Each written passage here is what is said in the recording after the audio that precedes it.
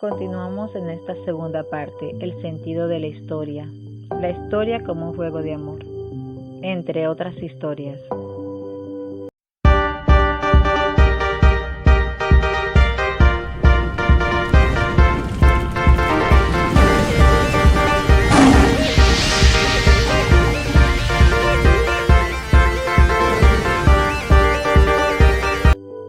La historia como un juego de amor.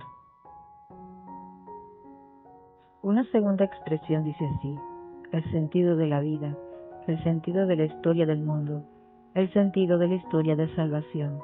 Es un juego de amor, rico en tensiones, entre el Padre Dios y el Hijo del Padre. Nuevamente nos encontramos con la palabra juego, aquello a lo cual antes solo aludíamos, ahora pasa a primer plano. La Divina Comedia tiene como trama un plan de amor. Con esto hemos dicho cosas esenciales sobre la relación de Dios respecto al hombre. ¿Qué significa más en concreto la expresión juego de amor? Si se trata de un juego, en él reina la espontaneidad. En el juego también hay mucha fuerza, pero se trata de una fuerza espontánea, emocional. Así también nuestra relación con Dios debería ser interiormente libre, espontánea y abierta. Frente a otras concepciones del pasado, hoy se acentúa, generalmente, que debemos mantener y asegurar la relación espontánea del hombre frente a Dios.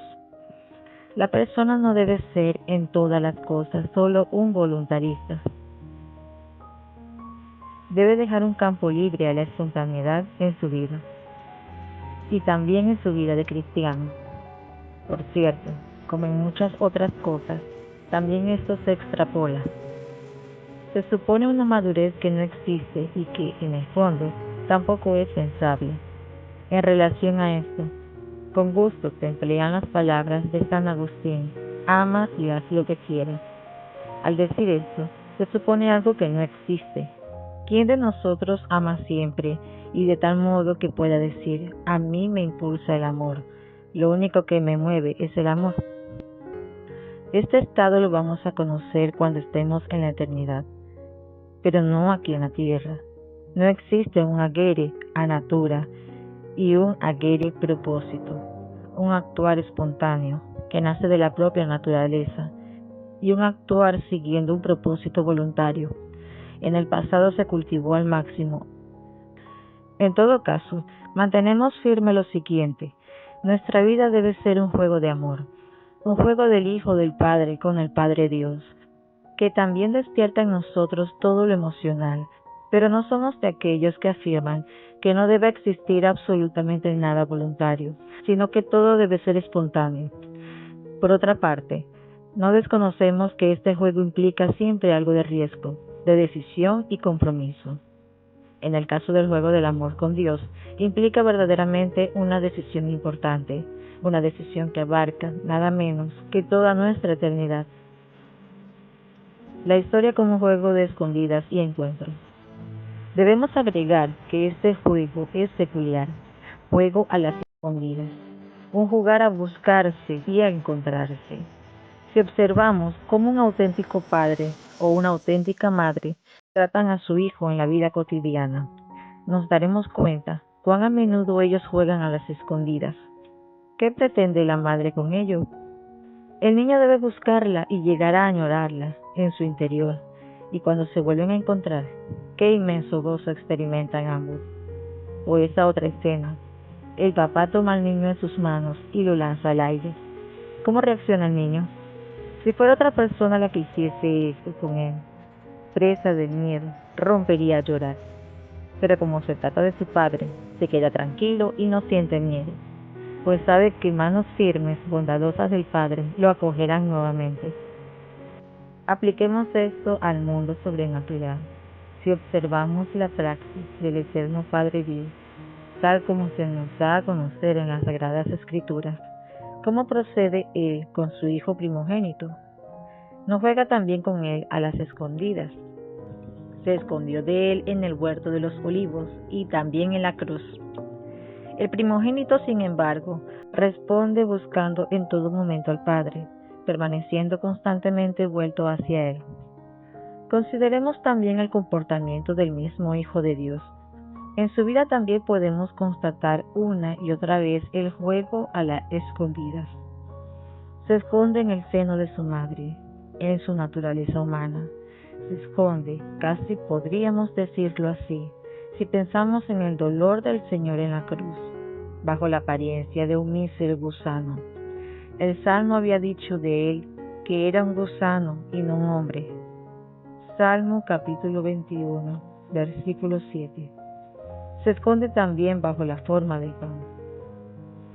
Y si seguimos observando, ¿no sepulta también Dios tras el hombre, tanto tras aquellos que no hacen el bien como tras lo que hacen el mal? Recordemos aquella imagen de manos del Padre. Las manos de un padre son siempre manos bondadosas, pero la vida concreta, a veces, pueden estar cubiertas con guantes de hierro. La obra maestra de nuestra vida consiste en buscar y encontrar también la mano bondadosa del Padre, tras esos guantes de hierro. Buscar, encontrar y amar a Dios en todo, en todas las cosas, en todas las personas y en todos los acontecimientos. Es más que ayer, la gran tarea del hoy. No queremos ni debemos darnos las cavilaciones filosóficas hasta que todo se termine esfumando.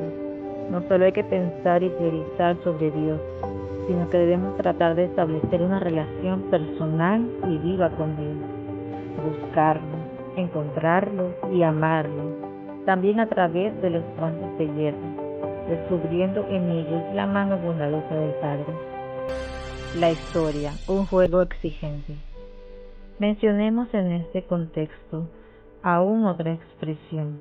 El juego de amor con Dios es un juego sumamente difícil porque nos pone las más altas exigencias. No pocas veces de la impresión de un imprevisible juego de palitroques, en el cual todo se revuelve y confunde, en el cual las cosas no pueden ser reducidas a ley clara y lógica. Conocemos la imagen típica que utiliza Teresita. Ella quería ser como un balón en las manos de Dios, balón con él, balón con el cual él pudiese jugar cada día a su gusto. Dios puede arrojar el balón al aire, pisarlo o dejarlo tirado en un rincón. ¿Qué nos dice esto a nosotros? Si nuestra vida es como ese juego con el balón, o ese juego de palitroques, en la forma recién descrita, entonces habrá en nuestra vida y en los acontecimientos del mundo innumerables cosas que no pueden ser interpretadas por la pura razón natural. Y en ese caso, solo nos queda una cosa: entregarnos totalmente y radicalmente al Dios vivo. En ese caso no puedo decir, comprendo cómo Dios me trata y lo que Él hace conmigo. Solo llego a comprenderlo cuando ilumino lo oscuro de mi vida y de conmovible convicción de fe. Sabemos que en todas las cosas interviene Dios para el bien de los que le aman. Romanos capítulo 8, versículo 28. La historia como un juego de ajedrez. Por último, podemos considerar el juego del amor con Dios como un juego de ajedrez. Por lo menos, así lo ve la gran Teresa de Ávila. En el juego de ajedrez se trata, en último término, de dar jaque mate al rey. Pero, ¿quién puede lograrlo? ¿Quién tiene esa tarea? Para Teresa hay solo una figura del tablero de ajedrez que lo puede conseguir: la reina. Y esa reina es el ser humano, es ella misma. Ella puede poner en jaque al rey, porque ella es la hija del rey, y debemos fijarnos bien en esto. Si ella es la hija del rey, entonces posee una dignidad noble, real, divina. Pienso que en esta imagen se está mostrando una tarea que es indispensable reasumir y resolver en nuestros días. En la historia de Schoenstatt hubo un tiempo en que vimos claramente esta tarea. Fue cuando las primeras olas del movimiento litúrgico recorrían Alemania y se mostraban como raíz de la espiritualidad litúrgica el cuerpo místico de Cristo, el ser miembro de Cristo. Pienso que si queremos encarnar una nueva humanidad en el sentido de la Iglesia del futuro, en las más nuevas playas, Nuevamente deberíamos ver, enseñar y mostrar esta realidad. Se trata de la elevación de nuestra naturaleza humana, de alzarnos sobre lo puramente natural para adentrarnos en lo divino, como lo expresa San Pedro, ser partícipes de la naturaleza divina.